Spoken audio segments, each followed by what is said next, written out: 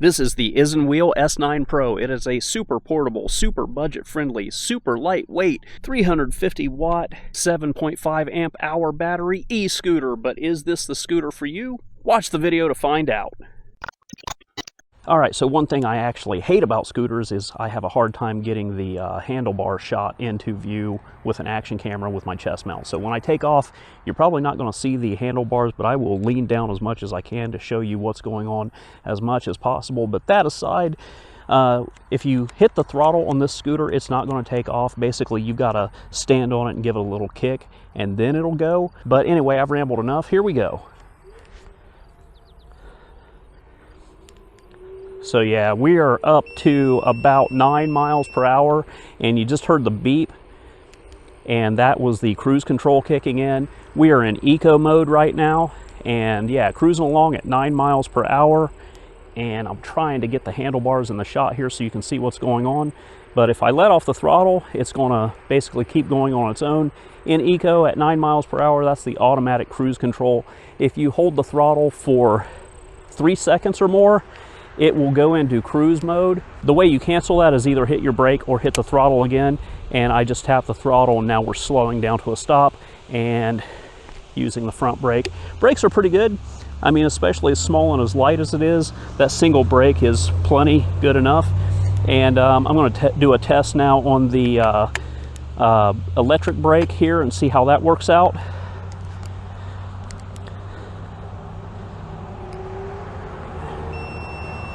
Again, cruise control kicked in. That's what that beep was. And the front brake, the electric brake here is not as powerful as the back brake, but you know, as far as like a like slowing down, you know, but not a full stop brake, it's going to be okay. But if you want to do any real stops, you're going to do it with the actual rear brake here. So now I'm going to switch over into sport mode. So we're going to double tap this button here and give it a kick, hit the throttle, and here we go. And yeah, that's a lot nicer, a lot faster acceleration. Cruise control kicked in, so I'm going to let off the throttle. That's actually really nice for long-term comfort. But we are cruising along at 19 miles per hour right now. I weigh 200 pounds. We've got a full battery charge on this 7.5 amp hour battery, and I'm just going to test it out and get an idea of how far this thing's going to be able to take us. Again, it's a 350 watt motor in the front wheel drive only, and I'm going to slow down a little bit here. But yeah, the acceleration is really smooth, braking is smooth, everything works out really nicely. It's not the most powerful scooter, but that's not necessarily a bad thing either. For casual riding like this, I think 19 miles per hour on a scooter this small is plenty fast enough.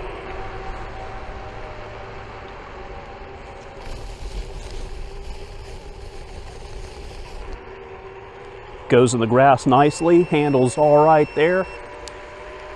Now, riding in the grass long term is not something I would want to do, but it does go in the grass when you need it to.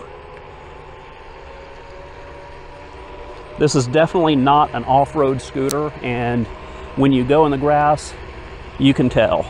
Though it doesn't handle bumps bad, it just doesn't have a springy suspension like some more high-end scooters do. This is definitely an entry-level budget scooter, but for the price, I don't think it's bad at all for what you're getting.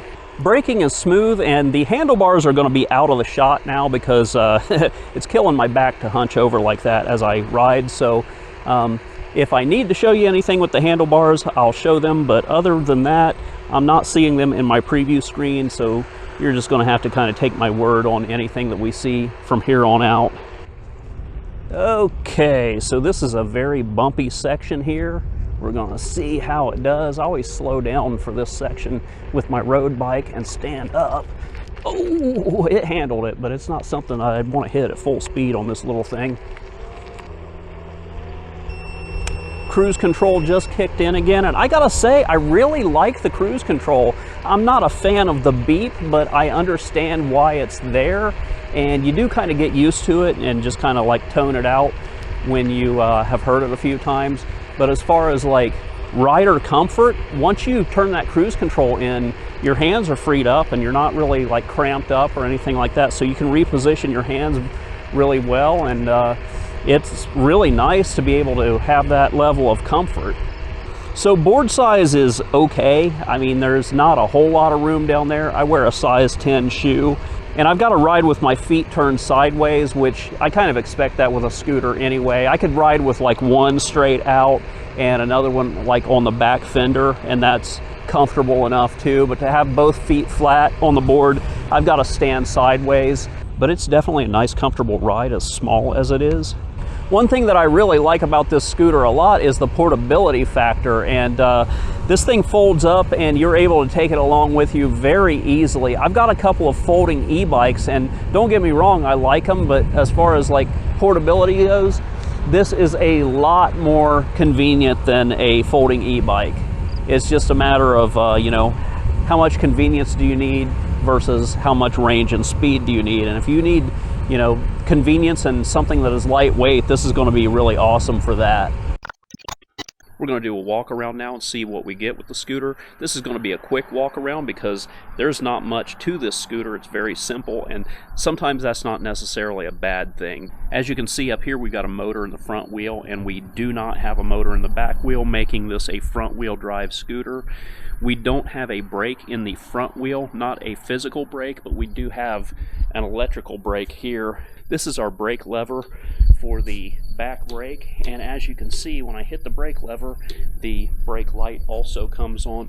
Speaking of lights, if you tap this center control button one time, the headlight comes on, though that's not very bright. I wouldn't really plan on riding this thing a lot at night.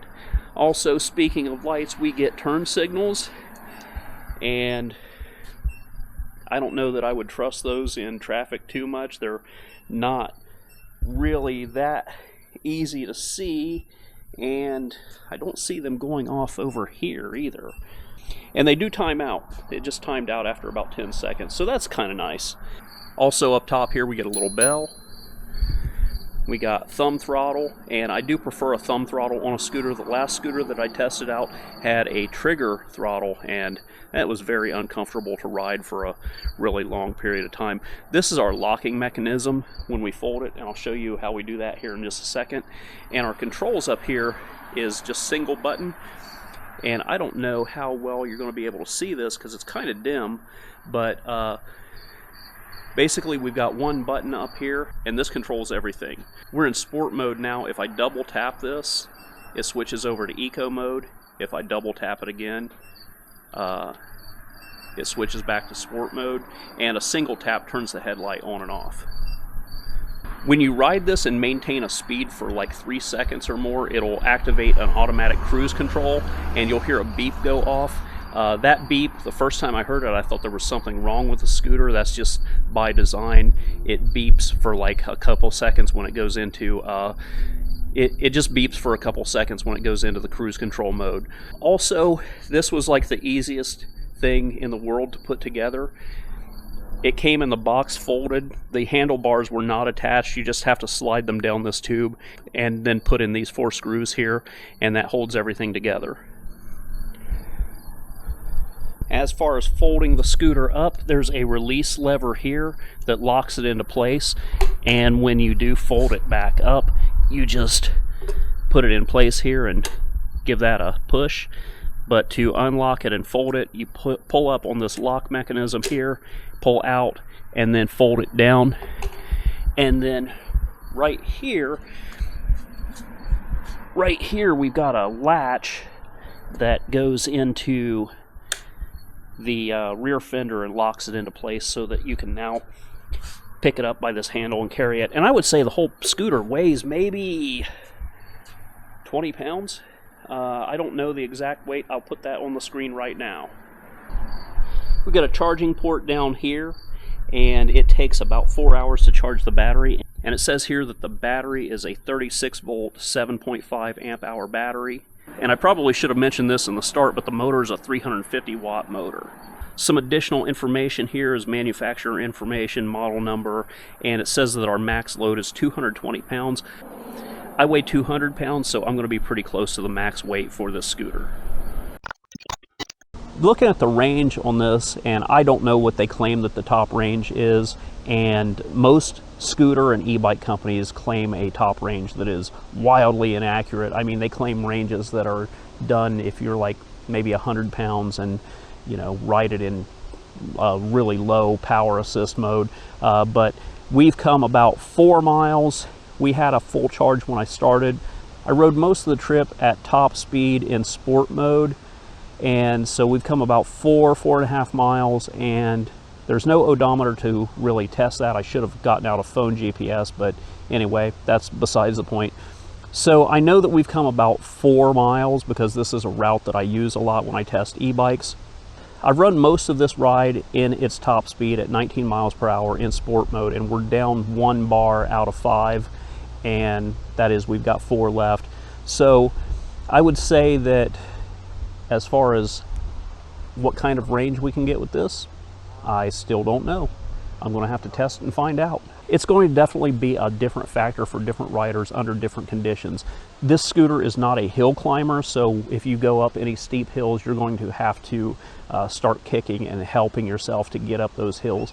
But on flat ground like the way I've been riding it today, it's done pretty good. Now, if you are much lighter than I am and ride smooth terrain with no wind and ride at a lower speed, you're definitely going to get a lot better range out of what I'm getting on this scooter now. But as it stands right now, I weigh 200 pounds. I've come about 4 miles, and I have ridden it at pretty much top speed the entire trip, and we're down 1 bar out of 5. But let's continue and see where it is when we get back to the 8 mile mark. So as you can probably hear, it is extremely windy out today, and that's going to have a factor on how much range we get out of the bike. I'm headed back to the 8 mile mark now, and we're going to see what kind of battery life we have when we get back to the 8 mile mark. But I am going back and running this thing at top speed. If you run it at a lower speed, you're definitely going to get a lot more battery life than what I'm getting right now. At this point, I'm probably at like 6 miles. And I'm down to 3 bars out of 5 on the battery, so we'll see how things go. Here's a little test through gravel. It does it, but not my favorite. Okay, so back to the 8 mile mark. We're down to 2 bars out of 5 left on the battery. Like I said, we went 8 miles. I weigh 200 pounds. Very windy today. This scooter is probably not made for people of my weight. I know it says that it maxes out at 220 pounds, but that's probably being very generous.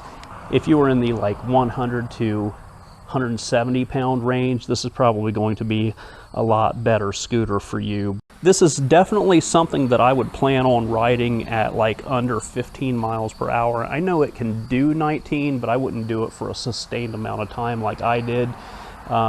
You're going to burn through your battery pretty quickly. Like I said, I've come about 8 miles, and it's down to 2 bars. When you get down to 2 bars on an e-vehicle, those last 2 bars go pretty fast. If you're going to use this just kind of like putter around campgrounds or something like that, it's going to be a really good choice for that, as long as All right, now I'm going to take a look at the Isinwheel app and see what that can do for us. Honestly, this is the first time I have opened this app, so let's take a look and see how we set this up. It's requesting the following access permissions: Bluetooth and location. I'm going to set those. I'm going to allow. And it looks like it's detected the S9 Pro. And this is cool because this gives us basically like an odometer reading. We've got a total mileage here. So I brought the bike about 7.4 miles total on yesterday's trip, which I thought it would be around 8 miles. So that is, I'm a little bit off, but basically down here we've got where we can set our speed levels. I've got it at level 2 now. So that's basically the difference between sport mode and eco. So this is, if I hit that, yeah, it just switched over to eco mode, so I'm going to put it back into sport. That's the same thing as hitting this button twice to switch your modes. We've got the ability to lock the bike, and I'm curious as to what happens with that, but I'm going to check that out later. Yeah, so it's locked out now, so I think that's why we can't do anything with that. Let's go back to more. Okay, we can set our miles and kilometers in here. Basically, we can do everything through the phone that we can do on here. The only thing that I think the phone adds is the ability to lock the scooter, and I'm going to test that out right now. Okay, so I've got the scooter in lock mode now through the phone, and as you can see, we've got a P on the dashboard here, and I'm going to try to... Oh, as soon as I touched the scooter, it started beeping. I'm going to try to take... Oh, nope. If I'm trying to roll the scooter now with it in lock mode, it's beeping, and there's resistance on the front wheel. It doesn't turn easily. It like pushes back a little bit, so that's actually a pretty cool feature. So now I'm going to unlock the scooter, and we got a couple beeps there, and let's go back and see. Yep, the P mode is now gone, and the scooter moves as normal without any problems. So that's actually a pretty cool feature. So my final thoughts are that if you need something that is a smaller, lightweight, more kind of like puttering around utility vehicle, something for like campgrounds or vacation, or maybe getting around a large campus, this might be a contender for you. I would say that if you need something as an actual like commuter vehicle, this is probably not it. But anyway, if you are interested in this scooter, Isinwheel is running a back to school sale at the time of this recording. I don't remember exactly what that entails, but I will put that information in a comment and in the description below. And as always, if it is cheaper on Amazon, I will also provide that link. Anyway, that's all I've got for now. Thanks for watching, and I'll see you next time.